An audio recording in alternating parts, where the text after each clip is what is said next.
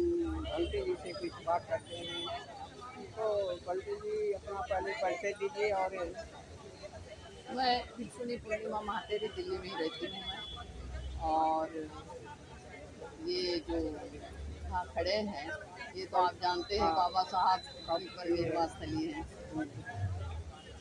तो ये हमारे लोग काफ़ी साल से यहाँ आते रहे हैं, मना रहे हैं, लेकिन आज भी लोग हमारे क्यों नहीं बाहर निकले घर से? देखिए काफी साल तो इसको संघर्ष करने में ही लगा है। ये जो जगह आसानी से नहीं मिली है। ये डॉक्टर बाबा साहब आम्बेडकर के परिनिर्वाण के बाद एक जिंदल एक बिजनेसमैन आदमी था और उसको बेची गई थी। डॉक्टर बाबा साहब आम्बेडकर यहाँ रहकर ये सिरोही ने दिए थे, राजस्थान के सिरोही ने।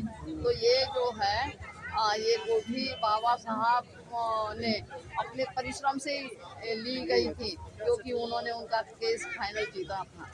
अगर बाबा साहब अगर केस नहीं हो सकता, उनको फांसी होती क्या बहुत बड़ी सजा होती। तो उन्होंने कहा मेरी अपना जीवन दान दिया है बाबा साहब। और बाबा साहब को 1 नंबर अशोका रोड पर रहते थे, वहाँ से खाली करनी पड़ी थी, मंत्री पद से इस्तीफा दिया था हिंदू कोर्ट बिल के इसमें।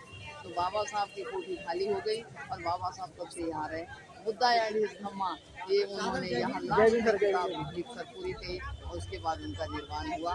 तो यही स्थली के लिए, ये 26 अलीपुर रोड के लिए ये बहुत बड़ा आंदोलन किया। पूरे देश भर के लोगों ने विश्व बौद्ध परिषद के नाम से वो कोर्ट में केस दायर कर दिया।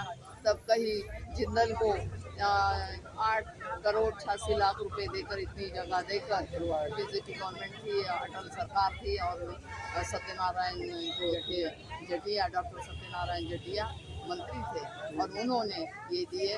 उसके बाद से ये अभी पुनर्निर्माण हुआ है, कोठी तोड़ी गई थी। तो ये है कि बाबा साहब के सम्मान में पूरे समाज में मैदान में खड़े होकर ये जगह ऐसी नहीं मिले, लाठी डंडे भी खाए, बहुत कुछ आंदोलन हुए हैं। काफी संघर्ष हुआ है। बिना संघर्ष से नहीं, जिसकी उसकी कड़ी में भी हुआ आंदोलन की ये है। तो आज समाज को हमें बाबा साहब के विचारों के क्यों नहीं आगे आ रहा है? बाबा साहब के विचारों के क्यों नहीं आगे आ रहे हैं? देखिए समाज है दुविधा में पड़ा हुआ है, क्योंकि हमारा नेतृत्व एक के हाथ में नहीं। इतने सारे संगठन बाबा साहब ने संगठित होने की बात की थी और संघर्ष करने की बात की थी, भाई शिक्षित बनो। शिक्षित तो हुआ है पर संगठन बनाने में लगा है।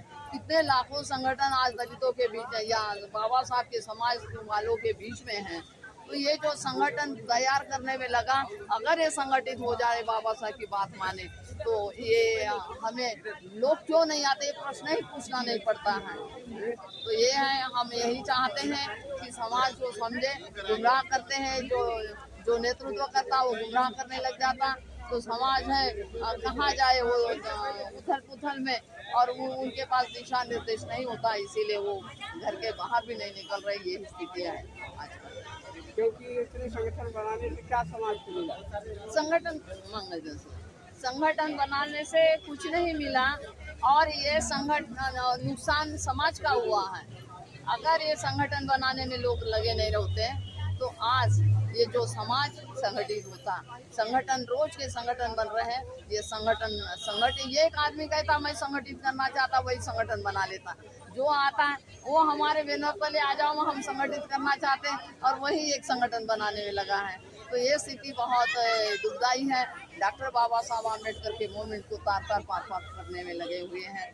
तो इसीलिए ये, और जो लोग अंधभक्त हैं, अंधविश्वास ब्राह्मणवाद की लकीर पीटने वाले हैं, उनको तो बाबा साहब समझ में नहीं आएंगे। ये भी बात है। बाबा साहब के कारण सबको मिला है, पर आज वो घंटिया ब्राह्मणवादी व्यवस्था की लीड पकड़े हुए हैं और वही घंटिया हिलाने में लगे हैं। आज तो हमारे बहुजन समाज के भी लोग काफी मंदिरों में गए। देखिए बहुजन समाज के लोग मंदिर में जाए कुछ जाए, मैं कहती डॉक्टर बाबा साहब का आम्बेडकर जी ने जो परिश्रम से आपको दिया बहुजनों के लिए, आप इस मंदिर में आकर आज श्रद्धांजलि, उनका ऋण नहीं चुका सकते हो, कम से कम उनको श्रद्धांजलि रूप में आओ और उनको श्रद्धांजलि अर्पित करो। यही हम उनको भी कहते हैं।